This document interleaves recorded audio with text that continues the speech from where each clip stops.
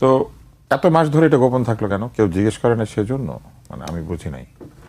উনি তো এটা গোপন রেখেছেন। এটি আমিও বুঝতে পারছি না আসলে। এতদিন গোপন রেখে হঠাৎ ওনার মনে হয়েছে যে এখন এটা বলতে হবে, উনি রয়টার্সকে বলেছেন। ভারতীয় কূটনীতিক বলছেন যে এটি গোপন রাখতে হবে। হ্যাঁ, তার মানে উনি ওই কথা শুনেছেন, তাই না? ওই কথাটি আমল করেছেন, আমলে নিয়েছেন। তো যাই হোক, আমরা এই 5ই আগস্টের আন্দোলন পরবর্তী সময়ে দেখেছি যে প্রবল আধিপত্যবাদ বিরোধী একটি চেতনা বাংলাদেশে তৈরি হয়েছে, এবং আধিপত্যবাদের জন্য মূলত দায়ী করা হয়েছে ভারতকে।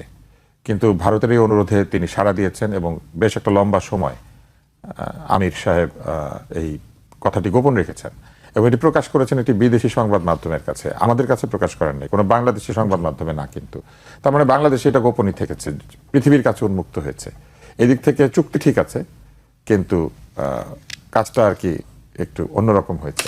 আমার খুবই জানতে ইচ্ছা করে, সপ্তভগিনী ছিন্ন ভিন্ন করে দেওয়া হবে, মুরগির গলা দিয়ে ভোজ করা হবে, এইসব বলার পরে এই অনুরোধটি রক্ষা কেন করা হয়? গোপনীয়তা। কারণ গোপন চুক্তি খারাপ হলে যে কোনো গোপন কথাই খারাপ, নাকি শুধু চুক্তি গোপন হলে খারাপ আর অন্য কথা ভালো? কথা বলা হয় না, না, গোপন চুক্তি খারাপ না ভাই। না, বলছে না, গোপন চুক্তি খারাপ না। আপনি আমাকে বলেন গোপন চুক্তি খারাপ না ভালো? না, বলছে যে এখানে চুক্তির কোনো কথা বলা হয়েছে। আসেন, আপনি আমাকে শুধু এইটুকু বলেন যে গোপন চুক্তি ভালো না খারাপ? না, অবশ্যই গোপন চুক্তি খারাপ।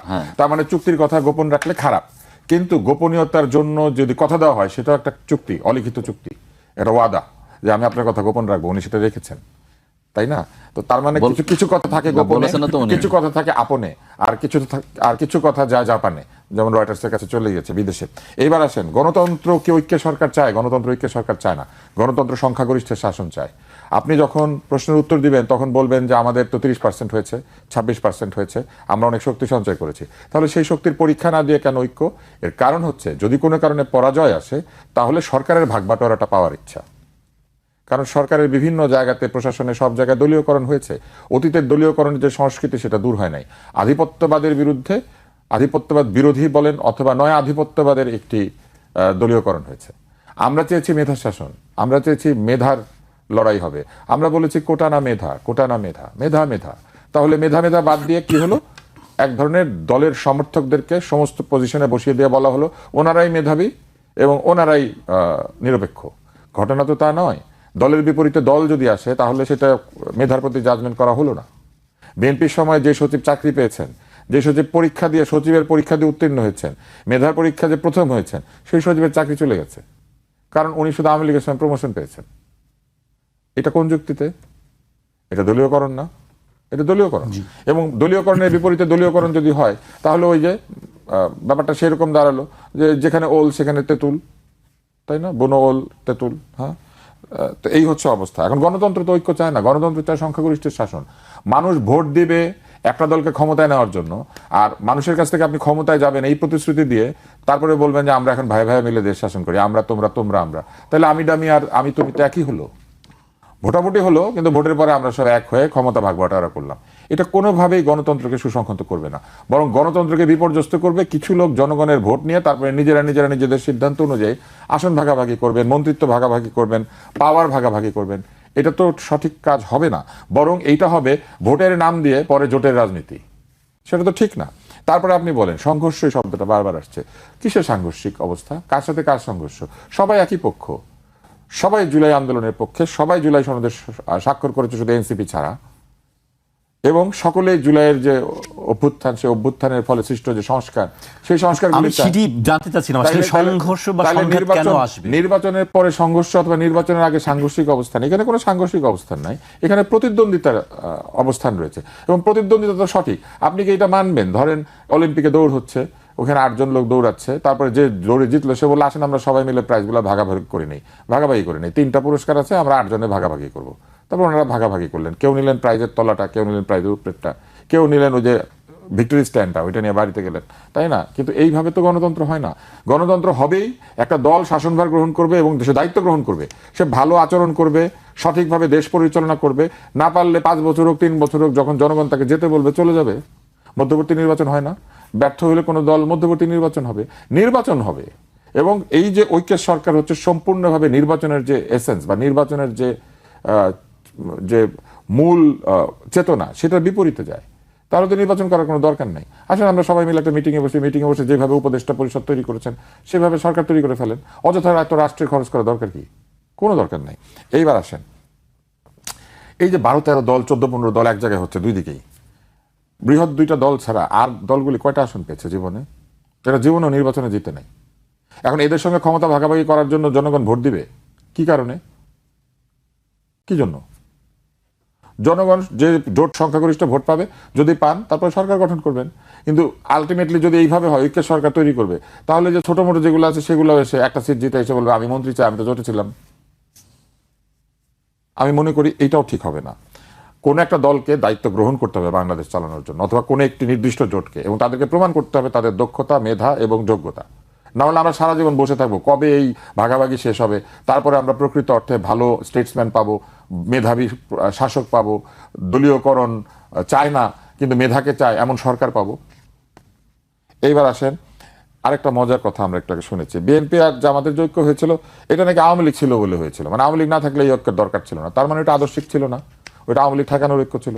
আবার এখন যে ঐক্য হচ্ছে, অবশ্যই উনি স্বীকার করছেন, তাহলে এখন যে ঐক্য হচ্ছে সেটা আবার বলছে এটা নির্বাচনের ঐক্য, এটাও কিন্তু আসলে আদর্শিক ঐক্য না। তার মানে জামাত কখনোই আদর্শিক ঐক্য করে না, সবসময় নির্বাচনে জেতার জন্য এরে ঠেকানোর জন্য ওরে ঠেকানোর জন্য ঐক্য করে। এটা তো আমরা আশা করি না। যে দলের শেষে সুন্দরভাবে জামাতে ইসলাম আছে, এত চমৎকার যাদের ব্যবহার, প্রত্যেকটা লোক সৎ বলে আমরা মনে করি, তাই না? এবং তাদের একটা সততা নিষ্ঠার প্রতি তাদের একটা দলীয় একটা অবস্থান রয়েছে, যাদেরকে তারা দলে নিয়েছেন এই জোটে, তাদেরকে সততা নিশ্চিদ্র।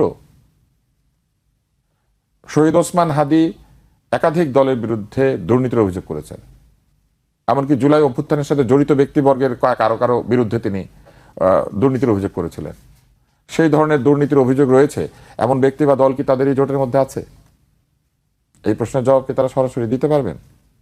এবং আওয়ামী লীগ নাই, ভেরি গুড, আওয়ামী লীগ সংগঠন হিসেবে নিষিদ্ধ বা স্থগিত হয়েছে, আওয়ামী লীগের ভোটাররা নাই। 30-32% যখন হিসাব করা হচ্ছে তখন আওয়ামী লীগের ভোটারদেরও 20%, 10%, 15% হিসাব করতে হবে না? এই লোকগুলি কোথায় ভোট দিবে? এটা কিন্তু একটা বিরাট সেটি আমি আসছি, সেই কোথায় ভোট দিবে সেটি। হ্যাঁ, এবং আসেন লন্ডনে তারা গিয়ে আপোষ করার চেষ্টা করেছিলেন বা কোনো একটা মীমাংসা করার চেষ্টা করেছিলেন। আমরা তো এটাই চাই না। লন্ডনে বলেন কিংবা দিল্লিতে বলেন কিংবা পিন্ডিতে বলেন, এই আপোষ মীমাংসার কিছু নাই। আমরা চাই ওই যে বিদ্রোহী কবিতার মতো, তাই না, করি মৃত্যুর সাথে গলাগুলি ধরি, কি করি শত্রুর সাথে গলাগুলি ধরি মৃত্যুর সাথে পাঞ্জা। তো করি শত্রুর সাথে গলাগুলি ধরি মৃত্যুর সাথে পাঞ্জা। ইলেকশনও কিন্তু এরকম, আপনি শত্রুর সাথে গলাগুলি করবেন কিন্তু নির্বাচনে পাঞ্জা লড়বেন, এবং সেই পাঞ্জা কাকে নিয়ে? জনগণ পিছনে নিয়ে। যেই দলের জনসমর্থন নাই মনে করেন, সেই দলে এখন জামাতের ছায়াতলে গিয়ে আশা করছে তারা নির্বাচনে জিতবে। এদের তো দল টিকিয়ে রাখার দরকার নাই, এর সম্পূর্ণ অপচয়। তাদের উচিত সরাসরি জামাত ইসলামে যোগ দেওয়া, তাদের উচিত সরাসরি বিএনপিতে যোগ দেওয়া। কি কারণে ছোট ছোট দল বানিয়ে ওই যে কার কি উচিত সবকিছু আমরা ঠিক না, এটা আমি নাগরিক হিসেবে বলছি, কার কি উচিত আপনারা ডিসাইড করবেন।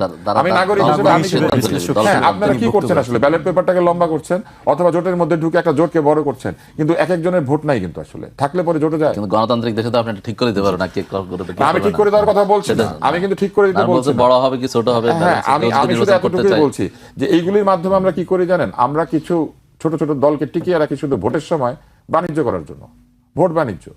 এরা ওই যে পোলিং অফিসার পায়, এরা ওই যে বিভিন্ন কেন্দ্রে তাদের নিজেদের লোক দিতে পারে, এগুলা করে কিছু দল। আর কিছু দল কি করে? জোটের মধ্যে ঢুকে জোটের সুবিধাটা এনজয় করে, তাই না? ওনার নিজের দল নাই, নিজের জোট মানে নিজের দলের নেতা হিসেবে উনি কারো কাছে গিয়ে সেই অ্যাকসেপ্টেন্স পাবেন না, কিন্তু জোটের নেতা হিসেবে তিনি বিভিন্ন জায়গায় হাজির হবেন। এগুলিকে তারা এনজয় করেন। আমি মনে করি যে নতুন বন্দোবস্তের যে রাজনীতি, সেই রাজনীতি যদি সত্যিই বাংলাদেশে করতে হয় তাহলে মেধাভিত্তিক হতে হবে সবকিছু। মেধাবী লোকদেরকে নির্বাচনে দিতে হবে, মেধাবী ব্যক্তিরা দেশ শাসন করবেন, এবং গণতান্ত্রিক প্রক্রিয়ায় সংখ্যাগরিষ্ঠ ভোট নিয়ে যিনি প্রকৃত অর্থে দেশ শাসনের অধিকার পাবেন তিনি দেশ শাসন করবেন, তিনি তার মেধা এবং যোগ্যতা প্রমাণ করবেন। মার্টিন লুথার কিং এর সেই বক্তৃতা আমরা শুনেছি না, Martin Luther king, reverend Martin Luther king এর যে বক্তৃতার রেফারেন্স, সেই রেফারেন্সে কি ছিল? সেই রেফারেন্সে এটাই ছিল যে একটি মেরিটোক্রেসির শাসন উনি আশা করেছিলেন আমেরিকাতে। উনি বলেছিলেন I have a dream, and ওখানে উনি কি বলেছিলেন? That my 4 children will not be judged because of their colour, but the integrity of their character. তাদের চরিত্রের যে দৃঢ়তা, তাদের যে মেধা এবং যোগ্যতা, সেইটা দিয়ে বিবেচিত হবে। তাহলে বাংলাদেশের নাগরিকরাও কেন তাদের মেধা এবং যোগ্যতা দিয়ে বিবেচিত হবে না? কে কোন জোটে যোগ দিয়েছে, জোটের বাটখারা নিয়ে সেই পাল্লায় বাটখারা বসিয়ে দিয়ে তারা জিতে যাবে? ভোটার হিসেবে আমি